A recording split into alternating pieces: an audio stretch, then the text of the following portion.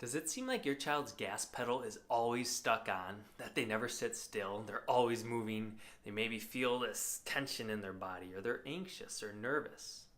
Well, if so, I want to explain to you in this video 2 reasons why their gas pedal feels like it's stuck on.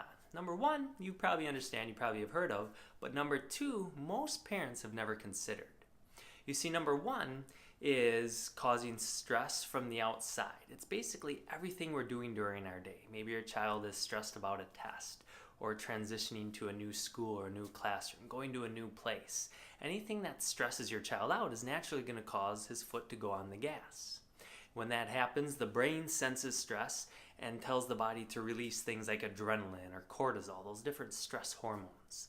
And that causes that adrenaline rush, that anxiousness, that fight or flight in the body.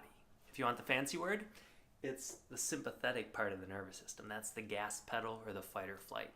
And if you look at all the nerves in the body, the middle section here in yellow, those are all the nerves that deal with the gas pedal. On the flip side of it then, if that's the first reason why, is stress from the outside, the second reason, as I said, is something you might not have thought about. And the second reason is your child might have a poor braking system. What do I mean by that? Well, if you're driving your car and you see a red light up ahead, not only do you take your foot off the gas, but you put on the brake at the same time. Just taking your foot off the gas doesn't actually do a whole lot to slow the car down, because if all you did was take your foot off the gas, you'd still likely go through the stoplight. So that's exactly the thing that has to happen inside your child's body as well. Not only do they have to help get rid of the outside stress or take their foot off the gas, but they have to be able to put their foot on the brake at the same time. So if you're experiencing with your child maybe a kid who's really loving and he's caring and he's working so hard to be a good kid, and maybe he's trying to breathe deeply or do things to calm his body, but you still see that tension, that revved engine happening inside, it's likely because he can't actually apply the brake pedal.